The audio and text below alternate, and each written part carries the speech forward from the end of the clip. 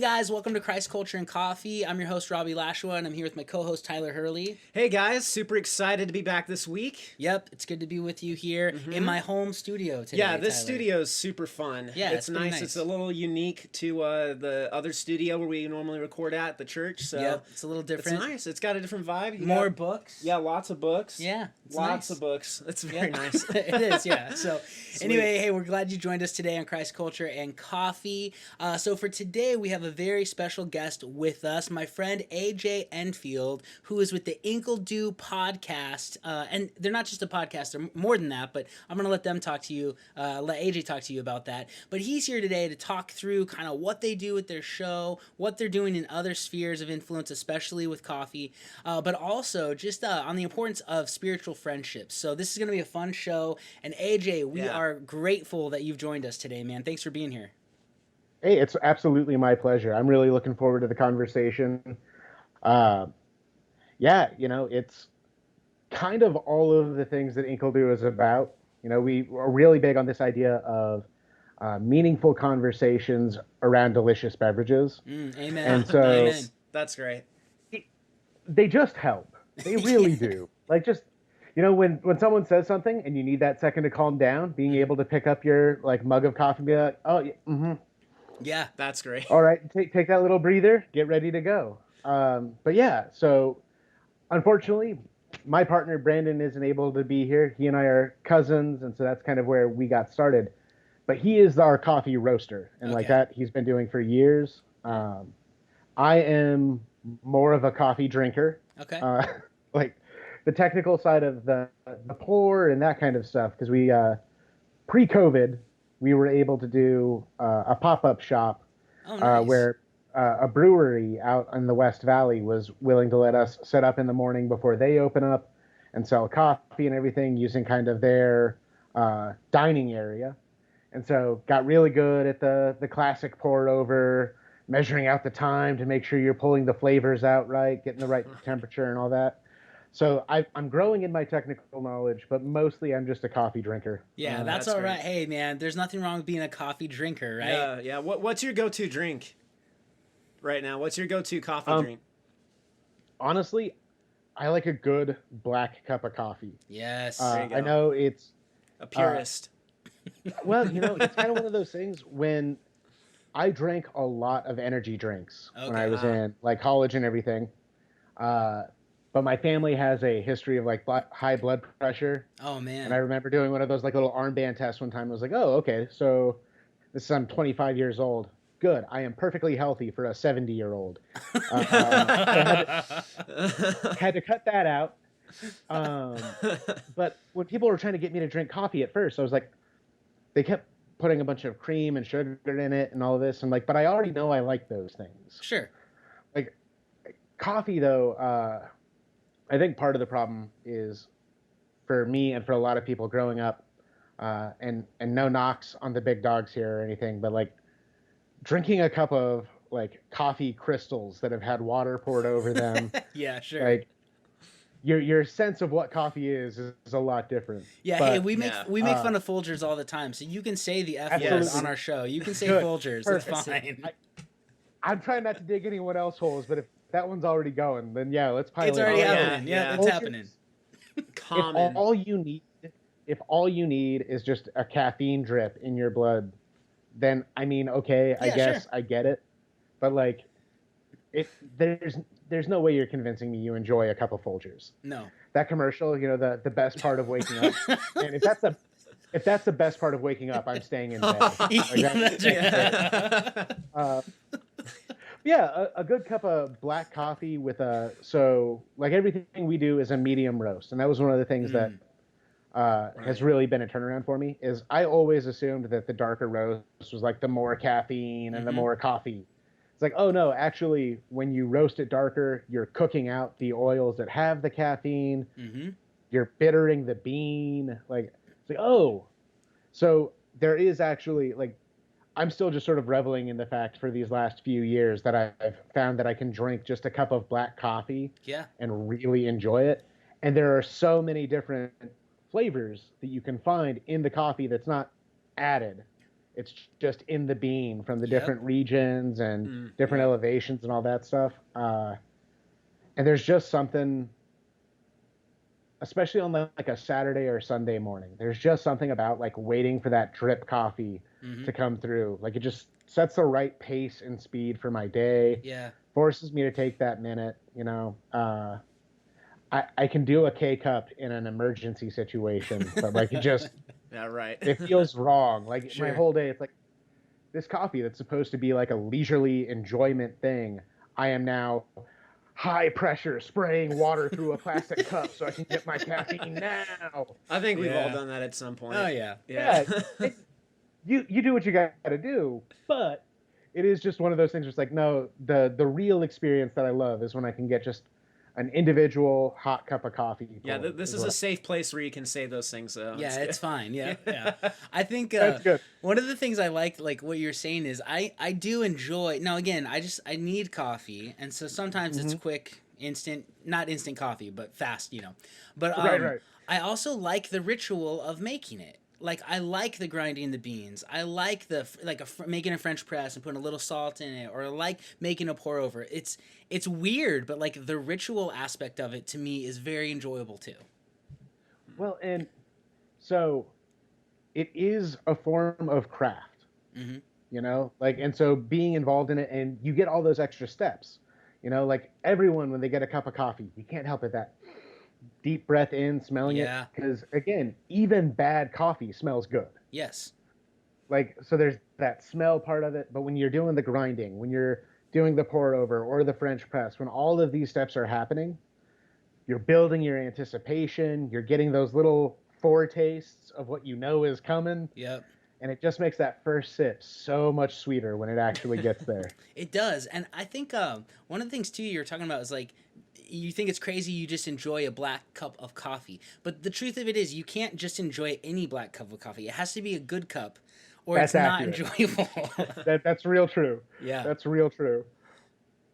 There have been a few road trips where I like, you know, driving through the night, and I get to a gas station and I got to go in and grab one of theirs. There's probably going to be some cream or sugar going Of course. into Oh yeah. the gas station coffee. Like I'm not that committed to the purist No. take on coffee where I'm gonna drink swill and No. just like force myself to pretend. Yeah, that's survival at that point. That's not Exactly. that's not No, connoisseur. yeah. Yeah. No, but I agree with you. Like, because and I talked about this. I was on InkleDeux podcast. We recorded that last week, but we talked about this on there. But Brandon sent me a bag of your guys' roasted coffee, and bro, like it's Brazilian. And again, I'm thankful that you do medium roast because light doesn't taste good enough to me, and I know it has a ton of caffeine, but dark, less caffeine, and I don't like the burnt bitter taste. So medium roasts are perfect. But the crazy part is, and it says on the bag hints of strawberry, and I was like, yeah, right. And I smelled it, and I'm like, what did they do to this coffee? It's unbelievable. It's so good.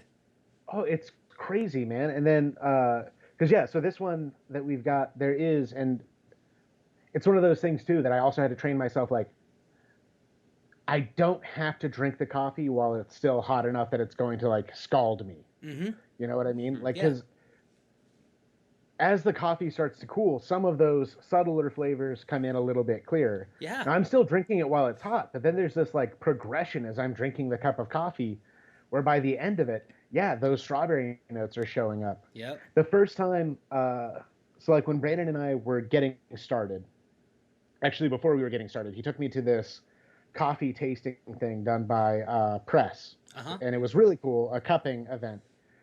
And again, like I had started to drink, like I liked coffee, but I didn't really know anything about the spectrum. And they brought out this Ethiopian one, and they're like, "You're not going to believe us when we tell you this is just the coffee you're drinking." So like they grind it in front of you, put it in the cup, and go through the whole process. And it's like it tasted juicy. Like it was like legitimately almost like a blueberry flavor. Wow. It was like, so the beans themselves and the way they're grown and the way they're processed and washed and all of this kind of stuff, like what we think of as coffee flavor is such a small portion of like what's out there for it. And so that's been the really cool part is now we've got the gear where Brandon has been able to really up his roasting game and everything. You know, when we first started, he was using a popcorn popper Oh, okay. to like roast his beans, you know, and it still worked, and he still got it medium roast instead of dark roast, and so there Wow, were that's still awesome. good flavors there. But like being able to use a roaster that actually gives him feedback and lets him know what's going on as Uh-huh. the process is happening. And now he is able to. He can take on some of these more complex flavor profiles and still be able to bring them out, which has been really cool to watch him go all mad scientist on it over there. Right. Uh, it's like, well, if I turn up the heat a little bit at the early phase, then this will happen. But then I got to cool it at this point here. And I'm Oh like, my gosh. dude, that's awesome. You go, Frankenstein. You have Yeah. fun with this. Like, this is You just tell me when I need to taste it. uh, Yeah, exactly. right. You let me keep tasting the results, and we'll be tracking. Dude, that's awesome. So I don't know. I really don't know about this. Do you guys sell your coffee beans online or anywhere? We do actually, yeah. So we've got a few different uh, beans. They're all medium roast. There are a couple that we recommend for hot coffee drinking, Okay. and then there are others that we do for like people who are doing cold brew and Mm-hmm. stuff. And really, the big difference with the cold brew is it won't have a lot of those subtler flavors like the fruit finish and stuff on it. Mm-hmm. Because a lot of people, when you're doing cold brew, it's so much more concentrated. There's so much Oh more yeah. caffeine. You're going to have to cut it with something. And when you do, a lot of times you're either going to be using something flavored or you're just going to be kind of cutting through some of those other flavors in the Yeah. coffee. So it's a much stronger, just that like baker's base that we go for in the cold brew coffee in general. Mm-hmm. But we're very strict on ourselves with the idea of we don't want to sell a cold brew coffee that we don't enjoy when it's hot. Oh, Like okay. it's not going to necessarily have, because you can with cold brew, because you are counting on the fact people are going to be adding a bunch of stuff to it. You could go a lot cheaper, and you could get like older beans, and you roast them darker, and then everything will be fine. It'll still taste like coffee, and it'll get the job done. Mm-hmm. We're like, no, especially when we're selling the whole bean stuff. It's like just because we recommend it's for cold brew doesn't mean that's how they're going to use it. And we want everyone who drinks our coffee to have a good coffee experience with it. Anything they do to it afterwards, hey, that's up to them, man. Everyone Sure. likes their coffee a little bit different. Go to town. But like, we want to make sure we're starting them off at a good spot. And then we also do sell bottles of cold brew concentrate, Oh, Oh, really? okay. I and didn't that know stuff. that. And when we say concentrate, like, I remember my dad, you know, very supportive father, both in the business and just in life in general and everything. But he was like, oh, you know what? No, this stuff tastes good. I'll just drink the coffee. It's like you're gonna want to like at least cut it with some water or something. Yeah. But it's cold brew is way more caffeinated anyway, and this stuff, so it like comes in a like a liter bottle basically, but you should be doing about half coffee Okay. and half at something else when you're drinking it. And it's like, no, it'll be fine. And sure enough, as we're hanging out a little while later, he's like, that was really good, but you know, I got this going on now, and like he couldn't keep his hand steady. There's a lot of caffeine in there. Yeah. We do that. That's a little bit harder when we don't have like a shop that you can come and meet us at, because Okay. shipping glass bottles is really difficult. Oh But yeah. Yeah. we Sure. can do. We can actually like ship out or deliver the bags of coffee to people at our website, InkleDeux.com. Okay. Wait for it to be spelt somewhere. Wait till you see it in writing. Yeah, I'll put it in the show notes of everything we do, so people can just I click on the appreciate that. link and get to it. Sure. It's one of those things. We picked a name that was like really nerdy and that we thought was really funny, but we also knew going in that would mean we're going to need to be able to spell this for people a lot, Sure. because you don't hear InkleDeux and think there's an X in there anywhere. No, yeah, exactly. Well, explain to us a little bit, like, because, you know, you guys were following us on social, and we were following you for a long time before we ever talked. And I always thought, Tyler and I were talking about this, we always thought it was InkleDeux. Like, that was the mix. Yeah, and we that's, were how, like, that's how I read was it. this yeah. a tattoo parlor? We didn't know what it was at first, you know? So explain to us the Well, name so- and what it Yeah. means. Absolutely. That's actually really cool. If we ever do a spin-off business, if we get in touch with someone who's like really into like tattoo art, then Yeah, there we'll you keep go. that in mind. I like that. But no, so we were going with Brandon and I are both avid readers. And for him specifically, um, he grew up like Christian tangentially, but then it was really in like middle school and high school he really got into his faith. And C.S. Lewis played a big role in that for him. Okay. Like mere Christianity was a door opener for him in a lot of ways. And I've always been pretty active in my faith, and C.S. Lewis was required reading for me in high school. That like I loved one of those books where, again, in Mere Christianity, we were supposed to read like a couple chapters, and I ended up reading the whole book. Nice. And then I'm a huge Lord of the Rings nerd. All right, good. Like, directly above my head here is a map of Middle Earth up on my wall. That's awesome. Like I love it. But so, Lewis and Tolkien were part of this group called the Inklings. And they would get together at a pub, basically, and they would share their unfinished works. And that's what really pulled us in, because so often we feel this pressure to only put ourselves out there, only make ourselves known once we've got everything lined up and perfect. We're so afraid of judgment from other people that we want to make sure there's nothing to judge before we put it out there. But the reality is, we'll never be there. Yeah. Like, we're always going to be this work in progress. And so that idea of having a communal element gathered, sharing our progress, sharing where we're at, and helping each other on the journey and holding each other accountable. Yeah. Like Lewis and Tolkien, I love it. They did not always get along. They took a lot of shots at each other over their writing styles and differences and things like that. And that's fine. We need that. We need that. We need to keep that open ear to people who are going to challenge us, because it's through the challenge that we improve and get where we're trying to go. Yeah. And sometimes a lot further than we ever thought we would.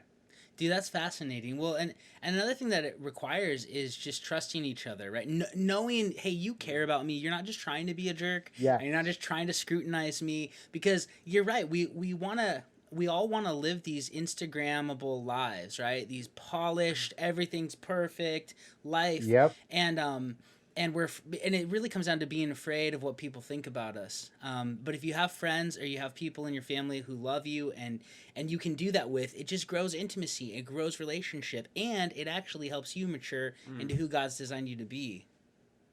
Exactly. I mean, it's kind of one of those things. So again, I'm a teacher in my day job, and I teach junior high kids. And God bless unfortunately, you. I teach at a Catholic school, and so like I'm able to bring faith into the classroom, which is great. That's awesome. But like, my students are so tired. I know they're tired of hearing me say it, and I'll stop when they don't need to hear it anymore. But like, Jesus needed help carrying his cross. God himself sought help from others. Now, the word need is probably a little bit tricky there, but like, in his humanity, carrying that cross, Simon of Cyrene comes and helps him carry it. Yeah. Who are you kidding, thinking that you're going to get there on your own? Yeah. Know what I mean? Yeah. Like, God accepted help. You trying to fly solo, that's, I mean, in all love and charity, that's stupid. Yes. No, it is. It really is, man. And I think, like, I see this a lot of times. There's, like, these Lone Ranger Christians out there who think that, no, I can just do it all myself and me and God. And it's like, no, like, he made us for community. The Trinity is community. And we need to accept that idea. Absolutely. I mean, again, when we talk about that idea of we are made in the image and likeness of God, we need to recognize we are made in the image and likeness of three persons, one God. Yep. That it's communal. There has to be this openness to the gift of others and this givenness of ourselves to others as well, in order for us to, like, yes, I am created in the image and likeness of God, but also we are created in the image and likeness of God. Yep. And it's got to be both of those things. No, you're right. And there's this horrific tendency to pick one or the other. Like, some people are like, oh, no, it's all about, and you can get into some of the, like, utilitarian, if it's for the greater good, we can sacrifice whatever we have to. Or you can get into that totally, like, I need no one else. just let me walk through life holding onto my Bible and I'll be good. Yeah. It's like, I mean, you won't. No. You won't be good. No, you won't. And I've seen people, you know, because I'm a pastor at a church, and I see people flame out. Like they have all good intentions, and they love Jesus, but they just get, you know, burnt out about something within the church, or burnt out with a group that they were, you know, a communal part of, and so they abandon community. Yeah. Because of hurt or because of bad attitudes or whatever, and then they have good intentions to love Jesus, but like, I don't think people realize it's the, hey, you working out problems with these messed up people and them getting to work out problems with you as a messed up person is actually part of becoming more like Jesus and communal living. Yeah. Jesus picked Judas for one of his 12. Yep. You can deal with the people in your church group. Yeah. Like, yeah. Until they're trying to sell you out to your death, Yeah. you really don't have Yeah, the right. grounds to say, no, you know what? This is what I'm doing. Yeah, that's so true, man. Like, and I think, so one of my favorite authors is G.K. Chesterton. And Oh, yeah. it's in part because he writes with sarcasm, which, like, speaks to me in the core of my being. But, like, he always emphasizes this idea of the reason why Christ told us to love our neighbors and love our enemies is because they're often the same person. Like, the people who are around us, if you're going to spend enough time with someone, like, again, we're all, like you said, we're all broken and we're all messed up, which means if we're talking long enough, at one point, I'm going to do something broken and messed up to you. Sure. Yeah. And you're going to do something broken and messed up to me. Yeah. And, like, if we're actually part of God's family, if we're trying to live out what Christ said about, may they be one, Father, as you and I are one, and we have to accept that those things happen, and it doesn't have to be the end. Like, sometimes it can be. Like, I'm not sitting here trying to tell anyone that no matter how mentally, emotionally, psychologically, physically abusive a person is, you got to stay with them. Yeah, of course. I'm not saying that. Yeah, of course not. That again, but, like, a lot of times the family is the school of love. And the reason why families worked, and in the cases where they still work today, the reason why they still work is because people know the love is bigger. The brokenness and the cracks and all of these things that come out, okay, yeah, that's going to be something that happens. Families hurt each other. Yes. There's no way around it. But you know that you're there to see each other through it, whatever the hurt is. And unfortunately, for so many people, they don't have that foundational experience of that safety net at home, which makes it a lot harder to build that safety net with others, with friends who you go through struggles with. My closest friendships are with people who, like, really, we had every right to get mad enough at one another that we weren't going to be friends anymore. But when you come through that, you're just so much stronger, and you have this confidence that you were talking about earlier, that trust and that confidence in him. It's like, you know what? No. If he's saying something that hurts me right now, he's saying it because he genuinely believes I need to hear it. And I know that because if he didn't care about me, he would have left back when this happened. Yes. Yep. Exactly. You know, like, he would have peaced out. He had every opportunity. Yeah, I think about, like, I have my friend Greg. I've known him since I was 5, and we hang out every week still, and we talk about life and about the Lord, and it's awesome. But in high school, there was one time where we were at this youth group event at a different church than I went to, and he wasn't a believer back then, but he went because he was dating this girl, and she was just, oh my gosh, like beautiful. Yeah. Oh. And so we're there, and we were supposed to drive back home because we had a group of friends playing basketball, and we set it up like, hey, let's get together and play ball. And so we're at this group, and he doesn't want to leave because there's this hot girl there that he likes. But I'm his ride, so I'm with my car, and it's like a 20-minute drive, and I'm like, hey, man, we got to go. Like, all of our friends are going to be waiting for us. We have the ball, and I need to get there. And he's like, oh, 5 more minutes. eventually it's like, I'm supposed to be there in 2 minutes. It's a 20-minute drive. I was getting so angry at him. And then he's like, you know what? I'm going to stay here. You just go ahead. And I was like, why didn't you tell me that an hour ago? Like, I was so upset. So I stormed off. And then he remembers he had the ball, like, with him, with his stuff. So he comes out to the car as I'm pulling out. And he has the ball. And he stood in the road. And I was driving my car. And I thought, I'm not stopping here. And I bumped him. And he was mad. He threw the ball at my windshield, and then we worked it out. But there's instances, where I was pretty ugly to people. I mean, I didn't plow him over at like 40 miles an hour, right? But I hate him.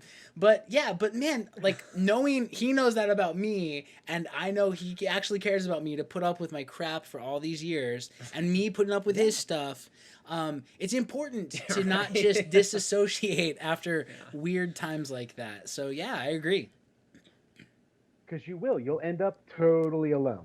Yep. And then what do you do when you betray yourself? Because it's gonna happen. Yeah, it is. Like, I can't get away from me.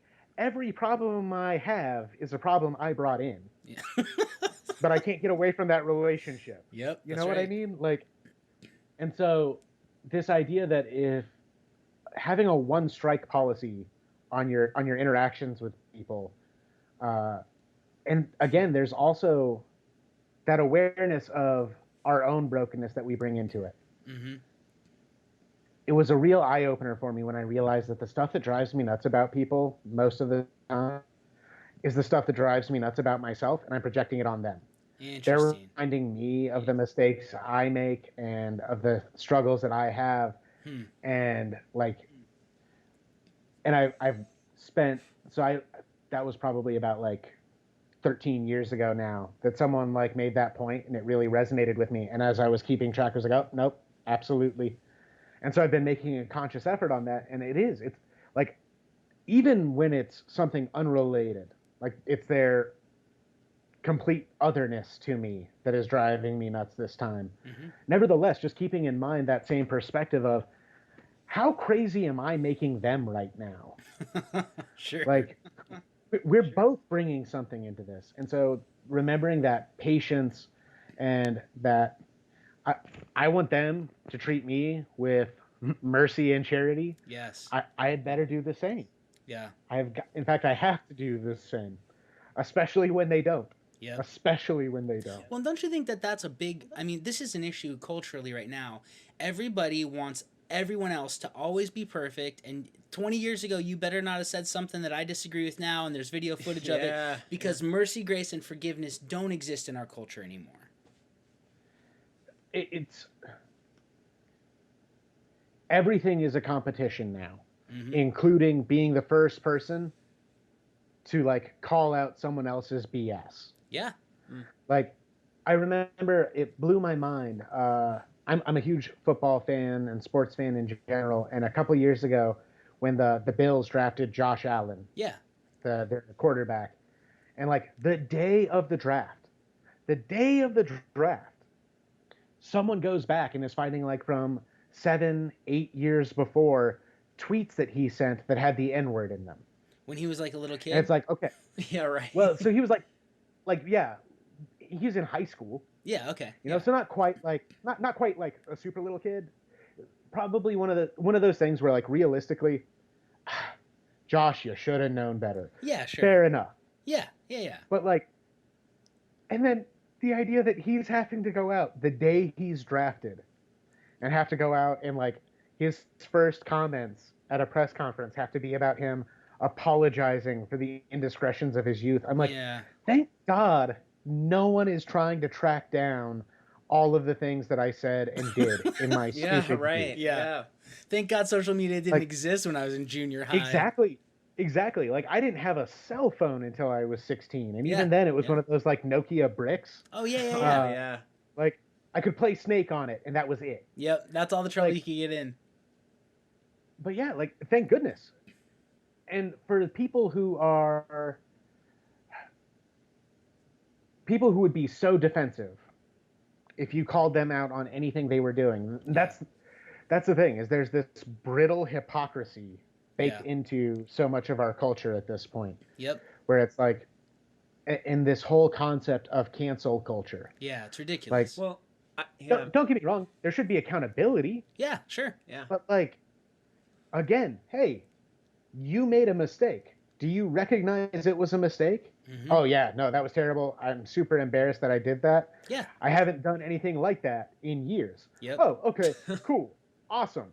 Yeah, that doesn't exist in No, our culture. no. Can you like tell other people who Yeah, haven't made that mistake yet? Yeah, exactly. Yeah, I wish that would be around more. It is crazy, even with the political stuff. You know, like both sides do it, but it's like this is video footage from the '80s, and you're trying to act like Joe Biden still believes that, or Donald Trump still believes that. Like, you don't think they've grown as human beings at all in 30 years? Like, are you kidding me? Yeah. The idea that a politician flip-flopping is automatically a negative thing, Yeah, instantly sets me off. Like, are you kidding? Hey, you know what information Donald Trump didn't have when he was running for president? sure. The full briefings from all the intelligence agencies that he's now using to make his decisions. Exactly. Yep. So, and like that was the same thing when like Obama was president. Oh, he said he was going to do this and he hasn't done that. Yeah. Sometimes more information comes forward. Mm-hmm. Like, it's just this idea that like, we want our public figures.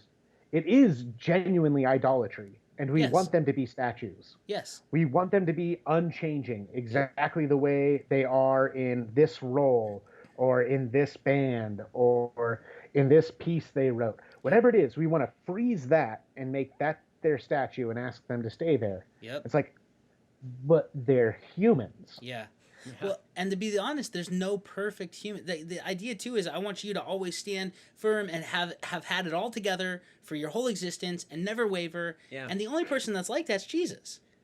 He's the only one that's real. Yeah, and well, not just that, but everybody is quick to ask that of celebrities and everyone else until it gets flipped around on you, and you're the one who's asked, "Hey, you need to fit this perfect image," and you can't ever change. You have to be exactly that way, and that's where the real problem is. It's hypocrisy. Yep. Yes, it is, and it's so selective too, because it's like, and it's not even just selective about who we target it on, but the aspects of them. Mm-hmm. Like, we pick this one trait of theirs, and we want to like make that all that they are and all that they've ever been. And it's like, no, that's an aspect of who they are. Sure. Yep. That's one of their beliefs. That's one of their beliefs. That's not all of them. Yes. And like, there's this weird sense of betrayal that people feel when they find out that someone who they agree with about one thing disagrees with them about something else. Right? Yeah, that's true. It's like, no, you're supposed to be on my side. Yeah. Well, then come on over. But, yeah, that's right. Nobody agrees 100% with anyone on everything. We just don't. And thank God, how boring would that be? It'd be awful. That's called a cult, is what that's called. It's called a cult. Okay, whose turn is it to think this week? Yeah, exactly. Who gets to make our decisions this time? Yep.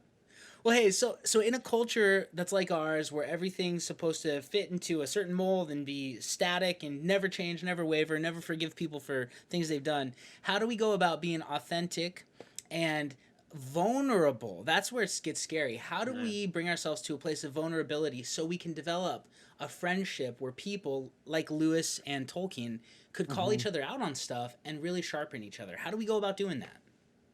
Well, so I mean, again, a lot of it goes back to that idea of family and family adjacent communities. Okay. You know, and when I say family adjacent, I don't mean like the neighbors you grew up with necessarily, but other groups that kind of follow that family model.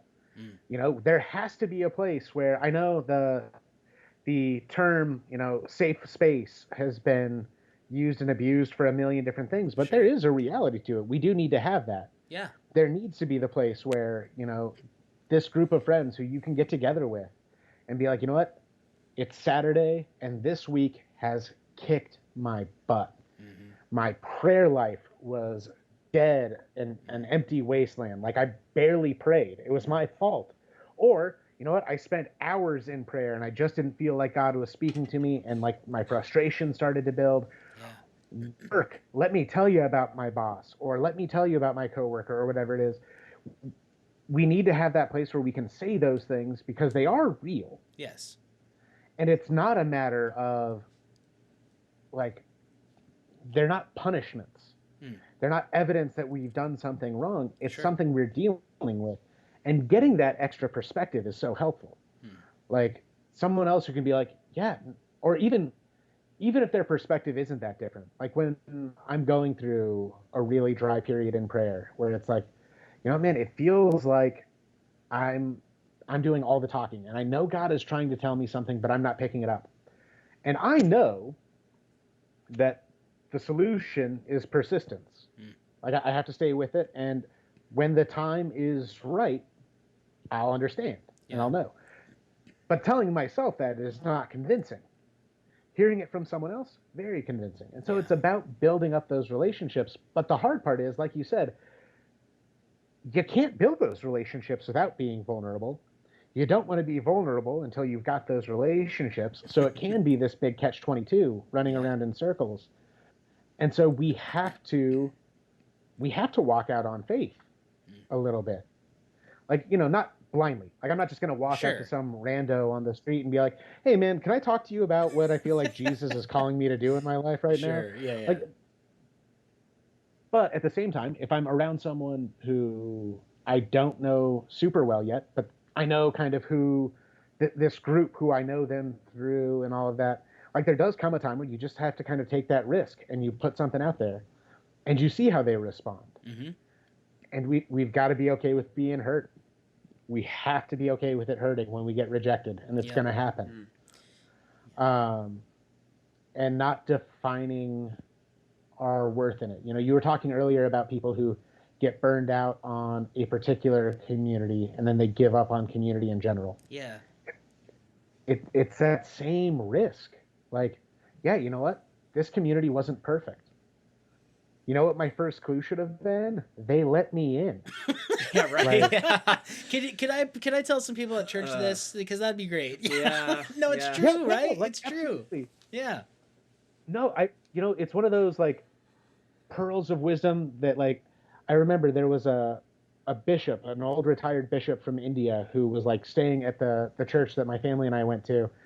And he was the one who said that in a homily one day. He was talking about people who are looking for a perfect church. If you find one, by all means, you have my blessing, go and join it. But just remember, the moment you do, it is no longer a perfect church. Yep, that's so true. And, like, I'm like 6, 7 years old, and, like, that line is just burned in my brain. Like, oh, yeah. So, yeah, like, this group wasn't perfect. But you know what? The other thing, too, is that we need to understand that some communities are forever, and some communities are for a season. Yes.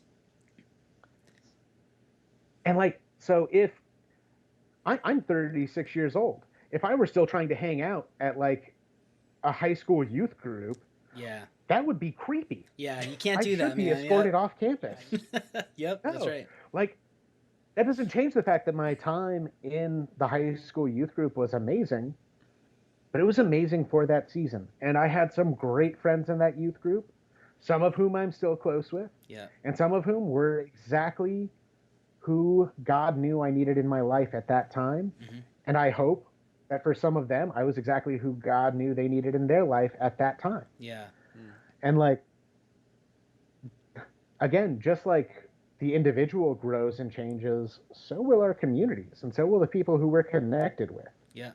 Yeah, a lot of people, I remember the first time I brutally realized that, because I grew up in a small town, and so, like, not a lot changed. Like, it's the same kids all growing up. So I moved down here to go to college, and I got some really good friends when I was like a freshman and sophomore, and they were all a couple years older than me. And then all of a sudden, these dudes are all leaving me. Like, they're all abandoning me because they graduated college and they got to get to real life. And I remember... Lame excuse. Yeah, what an excuse. Can you imagine those dirt bags? But that's what I thought, and I was like, what am I so upset about? Like, because I really was like, why are you breaking up the band kind of thing, right? And I thought about it, and God just hit me with this idea. And he said, listen, I casually bring really great people into your life, and I just as casually take them out of your life. And that's it. and you got to deal with it, and you got to be thankful for the time that you have, but you also got to know there's going to be other people, and I'm going to bring you into people's life and you out. I don't think a lot of people realize that, because it's not the ideal, it's not the easy, the compartment to put everything into. Yeah. We used to talk about the idea that, and I think some people still talk about this idea that, like, especially when you're dealing with junior high and high school kids, the biggest struggle is getting them to realize that what they're dealing with now is not going to be forever. Yeah. And I think the problem is that we've said that to a lot of people, but not very many have believed it, and they've continued it on into adulthood. That's true. Because, like, so I've got some really good friends. I'm single. Mm-hmm. They're married and have kids. Does that mean we're not friends? No, absolutely not. We still get together. But I'm not going to take it personally when they don't invite me over for, like, the 4-year-old birthday party with all of their other friends who have their 4-year-olds and stuff. Okay. It's like, no, that's an appropriate place. And similarly, like, we just need to understand that the friendship is a blessing as long as it's there. Yes. That line from Job, the Lord giveth and the Lord taketh away. Yeah. Blessed be the Lord. Like, I didn't do any, there was nothing that I did that made me worthy of the incredible friendships that I've had. Which also means there's not necessarily anything I did that made me a scumbag unworthy of their friendship when those friendships fell apart. Yeah. It's part of life. Yep. We change. We go in different directions. And that love for these other groups, going back to that example of the high school group, like, do I still love and support high school ministry wherever I can? Absolutely. Yeah. But I'm not in it. Mm-hmm. Like, when I go to church, like, we need to acknowledge where we're at and find that community that's there. Yes. High schoolers, with all due respect to my current students, there's only so much they can offer me in terms of building me up. No, it's true. Yeah, exactly. Intentionally. Yep. There's all kinds of lessons that I learned from dealing with them where I think I've got something figured out, and then they ask a question, and I'm just like, well, all right. Okay, so right. Yeah. Let's go back to square one. Yeah. But, like, in terms of that, a friendship and a relationship is supposed to be give and take. And that's what I tell the kids all the time. Like, I'm your teacher. I love you, but we're not friends.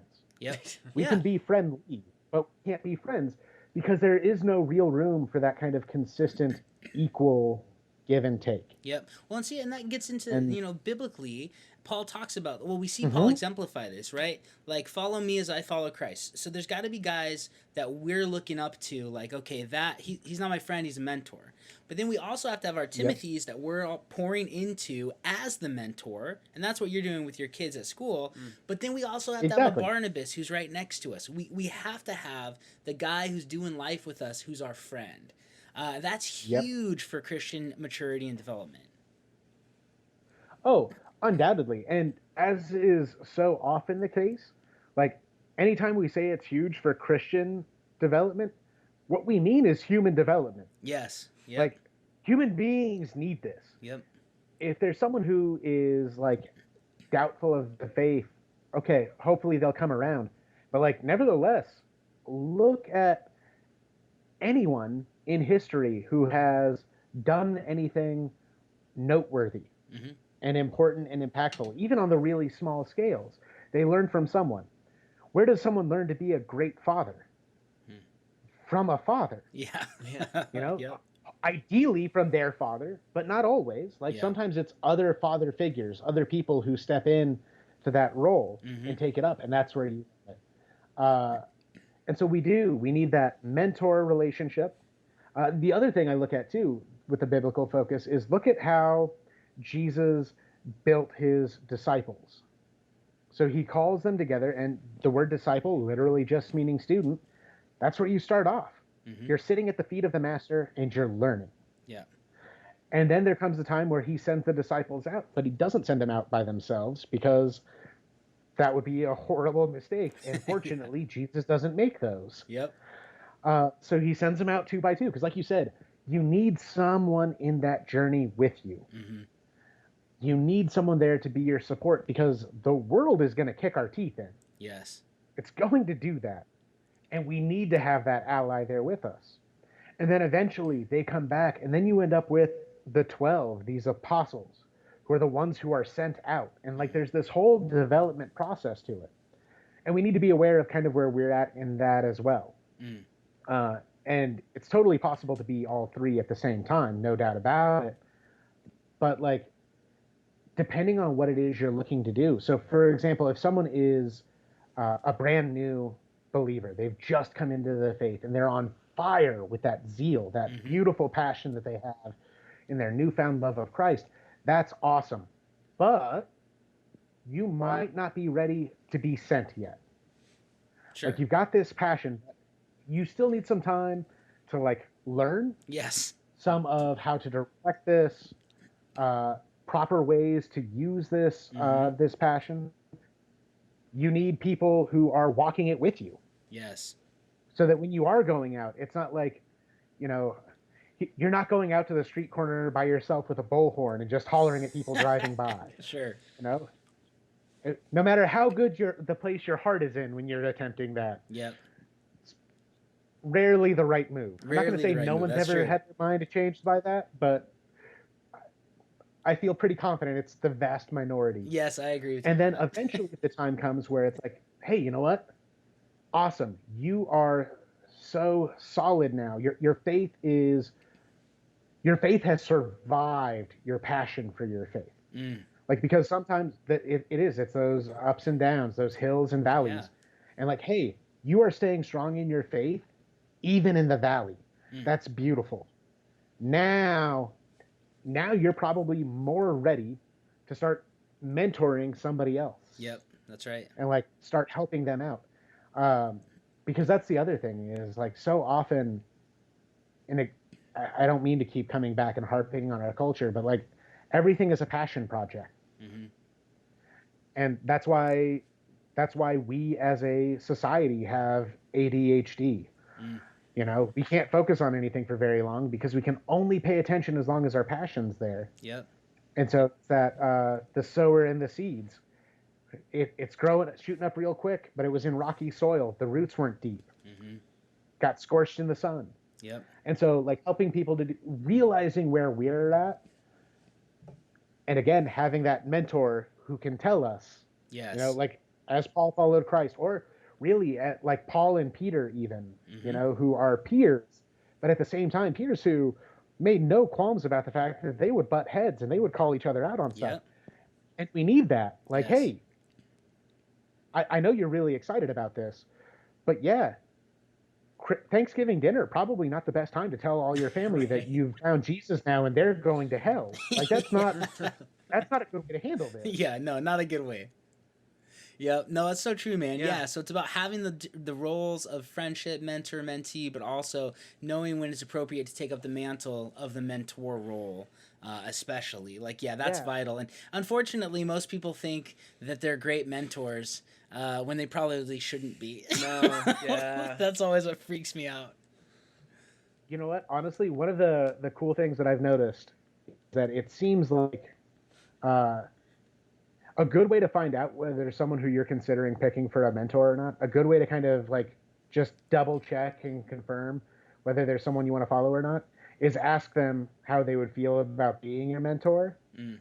And if they are just instantly super eager and excited for it, okay, probably pump the brakes a little bit. Yes. Because you want to be mentored by someone who realizes, again, they're still a work in progress. Mm-hmm. Like, you know what, man, if the people who've been great mentors for me, the response has normally been some version of, you know what, man, I'll help you out however I can. But like, I'm not 100% comfortable with the idea of like, you just following my example. Like, yeah, we can talk things through, but it's like, oh, okay, good. So you realize that my goal in working with you isn't to end up where you are. Mm-hmm. My goal is to end up closer to God. Yes. And you know that you're not the fixed point that I'm aiming at. That's awesome. Yeah. And so I think, like, you're right, though. It's one of those weird things. It's like any of the social media conversations too. The people who are the most sure are probably the people who have the least right to be. Yeah, true. You know, Yep. like so many scholars throughout history have talked about the fact that the more they learned, the more they realized they still had to learn. Yes. And like I keep that in mind. Like Yep. anyone who's talking like they've got it all figured out, probably not. Yeah, they're probably freshmen in college. Exactly. They've had their intro level class. Yep. And their teacher, speaking in his Sermon on the Mount, has unfolded for them this bountiful knowledge, and they've come here to share it with us now. Yeah, it's funny to think about that. Like, the most confident I've ever felt about how much I knew was when I was like 18. And since then, it's been a downhill trajectory on how confident I am in all my vast knowledge. Right before you had that second class that contradicted all of the things you learned in the first one. Yeah, I should have quit. All of a sudden, it's like, oh. Yeah, right. Oh, yeah, exactly. Exactly. I was so much more at peace and calm with my knowledge. Yep.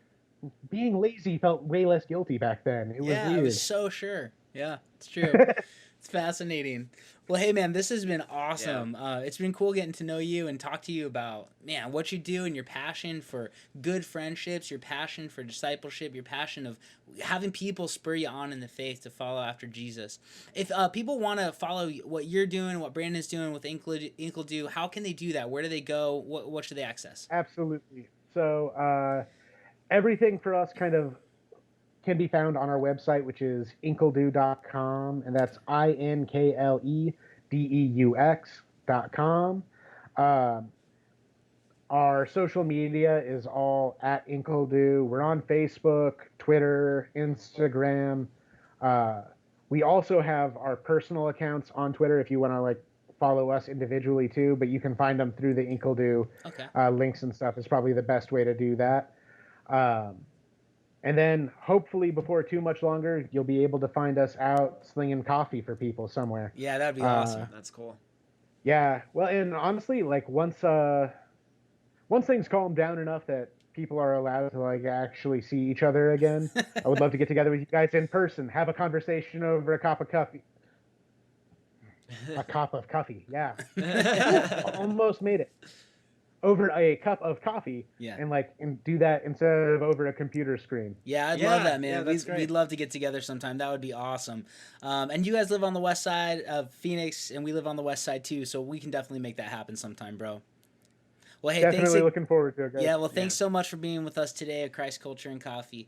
And hey, if you're out there and you're a listener, make sure to subscribe to our YouTube channel. Please follow us, rate us, review us, all the things on all the things. All the things. Yeah, all the things. It really helps us with reaching more people with apologetics and truth and great stories and great encouragement like we had today with AJ. So thanks again for being with us today on Christ Culture and Coffee, and we'll catch you guys next week.